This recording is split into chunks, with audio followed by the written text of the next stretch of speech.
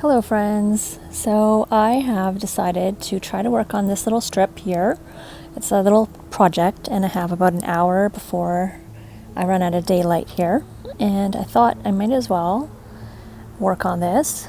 So the problem with this strip has been that I have always planted Carex in here and the Carex always dies. So I've tried that, over and over, and I just bought more Carex and replaced it, treated it kind of like an annual, and I finally realized, hey, that's not sustainable.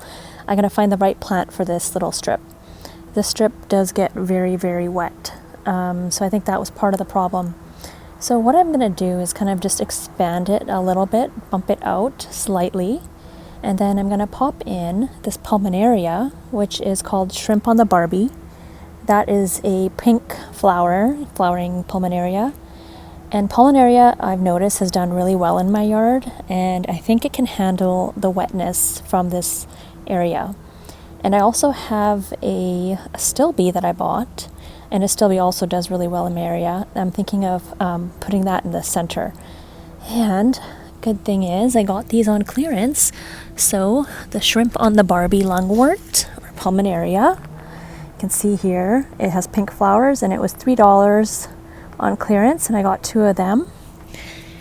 And the astilbe I also got for $3.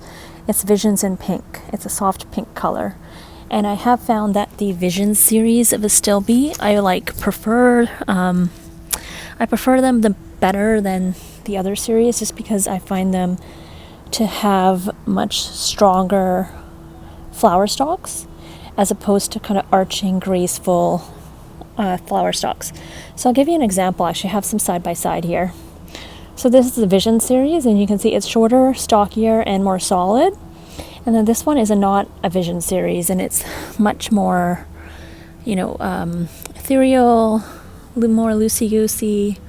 It's not as sturdy, the stalks are not as thick, and it's just a little bit more delicate. So that's the difference I've noticed anyways. So yeah, let's see what we can do.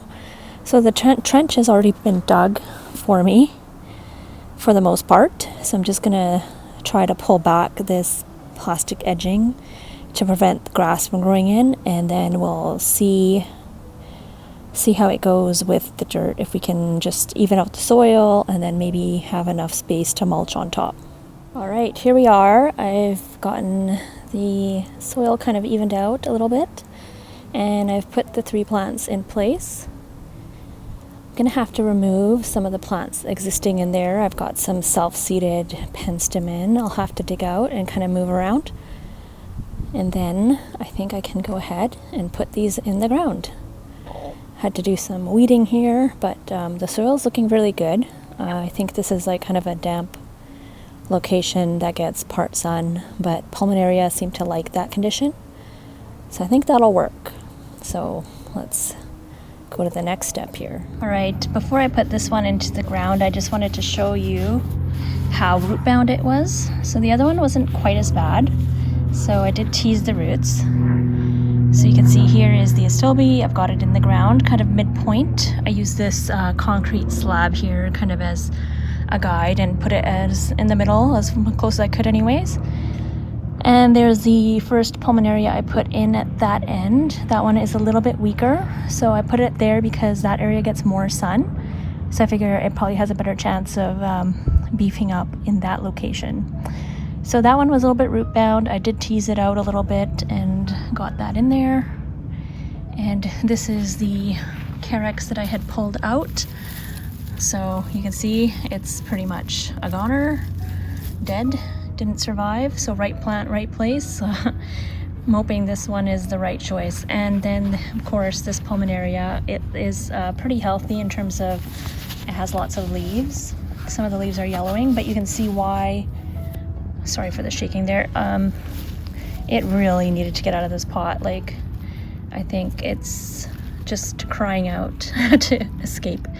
So hopefully I can tease these roots up a bit, loosen it up, and then I can get it in the ground. It'll be much happier. So the reason that you want to break up these roots is you don't want them circling and not expanding into the surrounding native soil. So you might have to be a little bit rough with them. You might even have to cut them. And it's really, at the end of the day, good for them. Because if you leave it like that, it's just not going to grow. It's just not going to, the roots are not going to expand. They're just going to stay in this circle. And that's not what you want. So I'm going to have to use 2 hands here. So it's pretty tough roots here. So I might have to cut them. But I think Pulmonaria is a very strong plant, so it can handle it. So I'll do that, and then I'll show you how it looks once I'm... Okay, so here I've teased the roots a fair bit, as you can see. So you can see they're quite a bit looser, not going around in circles as much. There's some chunks that I had to just kind of take out. And I'm going to get that into the ground now and try to keep it level with the sidewalk. So I want to keep the crown of the plant above grade. So I just want to keep it a little bit higher. So the crown of the plant is going to be just a tiny bit higher than the sidewalk there. And that is to help with drainage and allow mulch to be placed around the plant. And I guess that, this is one thing about clearance plants, is that you might have to do a little bit of work, but clearly the plant is healthy and thriving, and it's a tough plant, so I think it'll be just fine. And let's get that in the ground. I'll give you the final shot since I'm running out of daylight real quick here. All right, we've got our plants in here, and luckily I didn't have to move too many of the self-seeded plants. I'm just going to leave those. I don't think they do any harm. And if they do turn out to be full plants next year, I can always transplant them. So I've got my shrimp on the Barbie Pulmonaria here and here, and they're looking really good. Usually they flop after you transplant them, but if you give them the good water, they perk right back up. And I've got my Visions astilbe right in the center, and I'm thinking I've now finally got the formula for this little strip of garden bed, hopefully, so we'll give it a try. And I've tried several items in here in the past, such as Carex, a few times without success, and this plant as well, a cherry truffles, dolce, heucherella, that one, or heuchera. Unfortunately, that one is a ghost of plants past. That one didn't survive either in this spot. So we'll have to recycle that if we can. But anyways, looking really nice. And I'm glad I got this kind of taken care of, because it's been kind of bugging me all summer. And it's just a small strip, so it was a nice, quick little job to do. And I'm satisfied with it. I'm just going to mulch it and leave it at that for now. All right, we got it done just in time.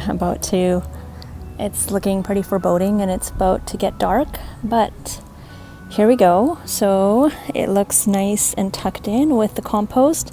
So instead of using bark mulch, I used compost. I used sea soil compost, which I stocked up on when they had it on sale at the nursery. So this is the compost I use. It's called Original Sea Soil Organic Compost. It's made from 100% renewable resources, which I appreciate. So it's got kind of 50% fish byproduct and 50% forest fines. So that's great, because I live on the coast in British Columbia, and we have ample fish products and ample forest products, so I think that's a really good resource, and it's very good for our soil. So it looks really nice. I've got it all tucked in, and I left in the self-seeded plants, so I just have to give it a quick water, and then we're done for today. I feel very accomplished. And then there's always so many tasks in the garden.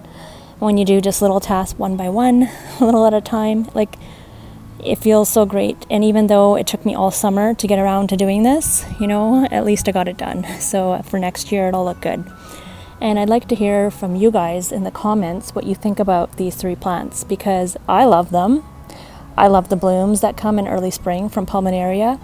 I love the bloom on astilbe, and I love that it can bloom in a shady or part shady area. But my sister came, she doesn't really do gardening, but she was like, she's like, those are kind of ugly plants. So, I can see how Pulmonaria maybe is not the most attractive plant to most people, because it has all these spots all over it. But I think that foliage is really cool. So, yeah, fellow gardeners, let me know in the comments what you think. Yay or nay for these plants. Thank you for joining me, and I hope you enjoyed the video. Hello friends, so I came back out. I thought I was done with this project, but one thing that was bothering me was that this end appears to be a little bit wider than the other end.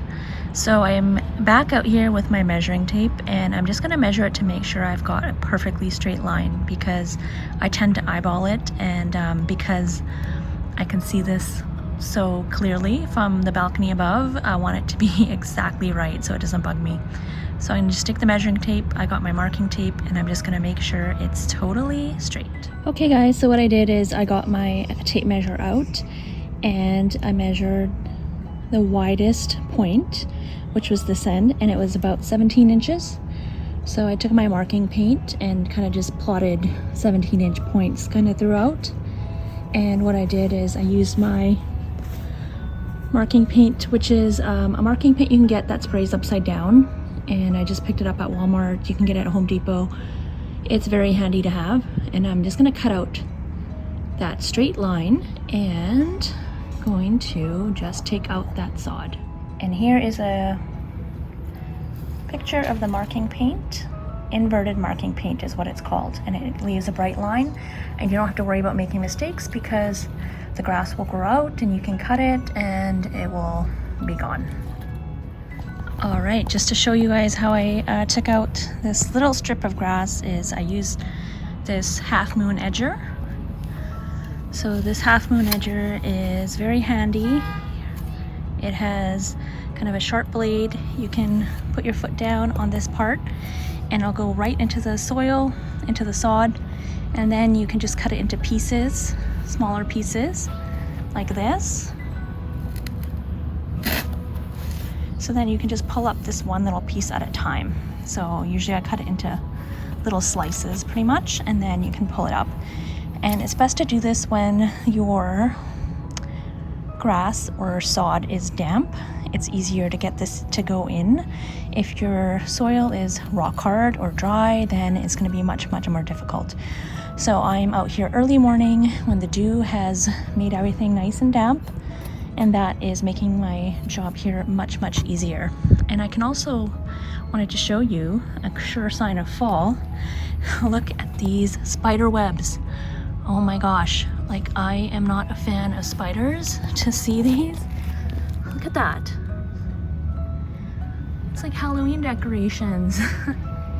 Yep, Halloween is coming, and I'll show you another one. They are very visible in the morning. You see spiders have been doing their work. Kind of creepy. They're even in the grass, but that's what happens in fall. I guess spiders are our friends for the most part. They eat garden pests, so can't complain, but I'd rather not know about them. Like out of sight, out of mind. It's better for me. All right, so I'm just wrapping up and wanted to show you another spider web. I have never seen these, like so many of them and so dense ever. So must be a good year for spiders. Anyways, here's another tool I use. So this is a little digging fork. So I just use that to lift the sod up, and because there were such small pieces, it was easy to do. And if you have a small area, it's pretty easy to do. And then what I did is I took this little tool and I just kind of scraped out the grass and sod, and it got as many roots as possible. I put the plastic edging in. Now ideally I would love to have a natural edge, but you know, our grass grows really fast here. We're very wet climate. So right now I'm just gonna leave it with the plastic edging, and then maybe at some point in the future I'll be able to come in with something a little bit more appealing. But for now, that's what I have. Other areas of my garden I've used brick, which I really like, but I just don't have enough brick. And also I'm not gonna do any curves with brick, just straight lines. So anyways, you can see that there is a bit of a gap. So the plastic edging and then the soil level is a little bit lower.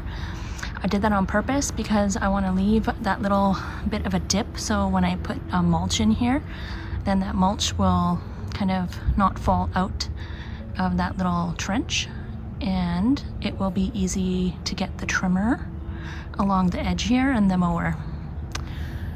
All right, so I think that covers it for this bed, and yeah, we can just consider that a job well done. All I have to do is get all these into the compost at some point, and I just usually do that slowly over time. because it can get heavy when it is wet. If it dries out, then it gets a little bit lighter. So project done.